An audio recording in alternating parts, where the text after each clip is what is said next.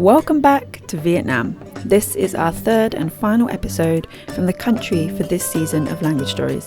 This time we're slap bang in the middle of the country in the city of Da Nang. We're not here for the beach, but instead to learn a little about sign language in Vietnam.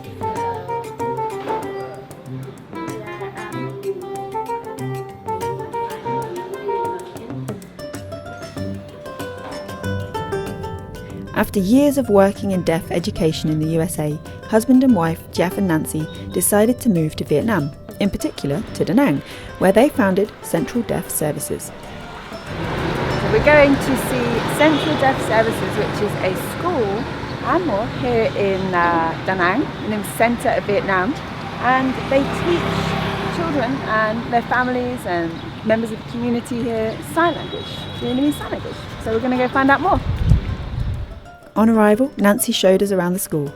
The classrooms are clearly joyful places to be, and smiles and waves met us in every room.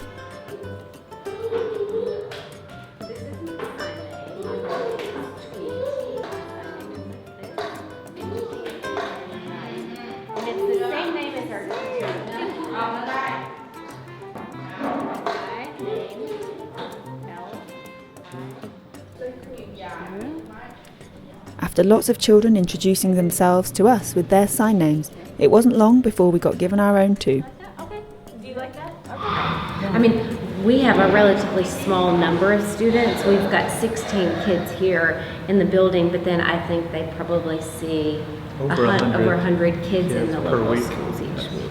There are 4 schools in Da Nang that have deaf children attending, and we go into 3 of those schools, so each week, at least during the school year, 2 of the deaf teachers that graduated from Dom Nai, they go and they teach all of the deaf children and the teachers of the deaf in those schools. But as we would want to learn a foreign language from a native speaker, we want the deaf in this area to learn from a deaf person. So it's been really good. We've been blessed that we've been able to have qualified, experienced deaf adults come to teach here and also go out into the other local schools and teach there as well. We also had the chance to speak with Fu, one of the teachers at the school. I asked her to share a little of her experience. So if you can learn how to read and write Vietnamese, even if your parents can't sign, you can write back and forth, or when you go out and meet the general population, you can write.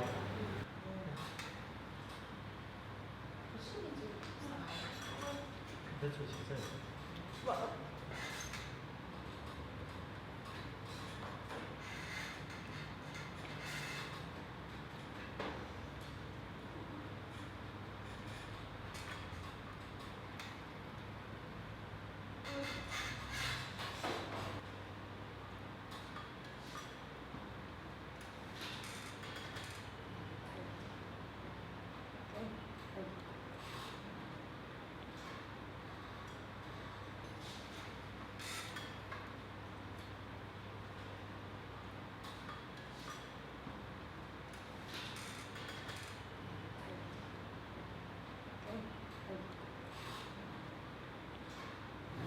It's really important, you know this, for languages to stay pure. We can't come in and bring American Sign Language to deaf people in Vietnam, and that is, for us, we're behind the scenes. We provide the place and the resources and training, but like all of our teachers do the teaching, the Vietnamese and the deaf Vietnamese. So our goal is to keep the local sign language pure, that it's not, okay, well, you don't have a sign, or here's the American sign for that.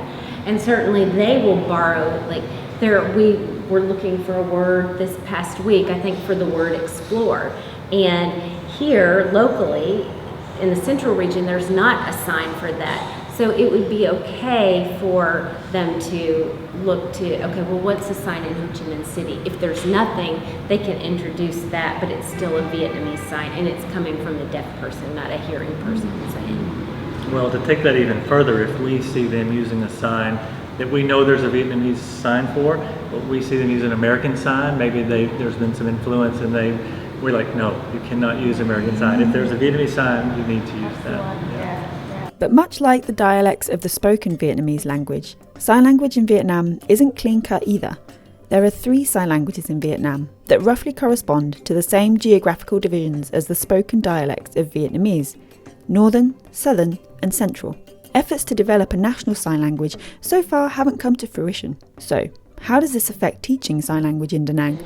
The 3 major sign languages are Hai Phong Sign Language, Hanoi Sign Language, and Ho Chi Minh City. And there is a difference, of course, between the northern accent and then the accent that's used more here in the southern and central region. Like you'll hear the Z instead of the Y sound, like for certain letters. Yeah, I think the central part has kind of been left out a little bit. I mean, you have the sign language in Ho Chi Minh City and Hanoi and Hai Phong. And here, it's a little bit of its own, but a little bit taken a little bit from here and there. For example, the letter H, at one school here in the city, it's taught like this. In another school, it's taught like this. So even within the same city, the alphabet, which you think would be pretty standard, it's a little bit different. Teaching sign language is about much more than teaching deaf people how to sign. If only deaf people can sign, they can't communicate with hearing people, perhaps including their parents and family. This is why Central Deaf Services provides more than just lessons for children. What's the importance of including families and people that want to communicate, in the wider community in terms of teaching them Vietnamese sign language? What's the importance of that? Super important. There's so many benefits for the child when parents are able to be involved. The more the parents know, the more they can discuss things at home. What did you do at school today? Help with your math problems, help with your reading, help with whatever your homework is. But even more than that, there's so many layers to, development for a child, but for sure the social development, that parent-child relationship is strengthened if the parent is able to communicate with them.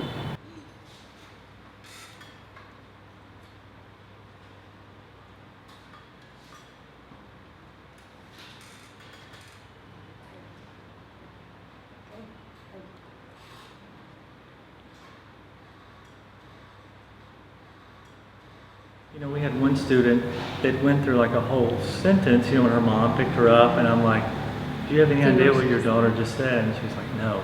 So I think the parents miss out in that maybe they don't really see how bright their children are because they don't have an opportunity to communicate with them or understand them. And that is a sad thing because we see it, we know, oh my goodness, this kid wasn't writing anything, and then last week all of a sudden he's writing something on the board, or she didn't have her addition facts 0 to 10, and now all of a sudden she started. And we see them signing and understand, their teachers know what they're saying, and it's like without understanding when the child goes home and says, today I did this and my teacher said I'm great. No. If the parents don't understand that, they miss out on the joy of just their child's accomplishment. And so that's always a little bit of it's a sad component sometimes. That parent-child relationship is strengthened if the parent is able to communicate with them. As we were leaving, Jeff and Nancy let us know about a cafe in the city too that employs deaf and hard of hearing staff. We paid the cafe a visit, got ourselves a delicious drink, and sat down with Bin, a waiter at the cafe, and an interpreter to learn more.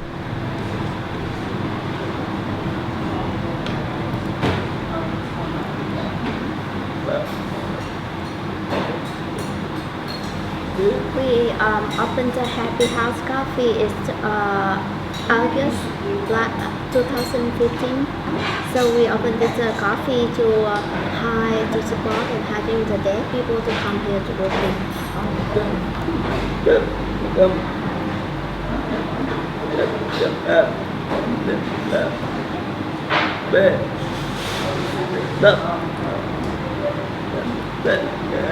I like a lot of the Happy House that I can work in with the deaf people and help them, and also we meet the new customers. Western people come here every day, and we like to service them and make them happy. Communication is connection. When we can communicate with each other, we can share our thoughts, our feelings, our knowledge. This stuff matters. It's been so great to see the work being done at Central Deaf Services and Happy Heart Cafe in Da Nang, Vietnam, to support deaf and hard of hearing people in education and employment. I love sign language, and I love to work with them.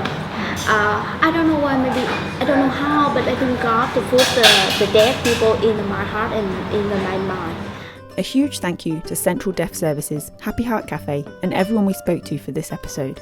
And thank you to you too for watching this episode of Language Stories. If you've enjoyed this, then you'll definitely want to check out the podcast for this episode too. Click the link in the description to take a listen.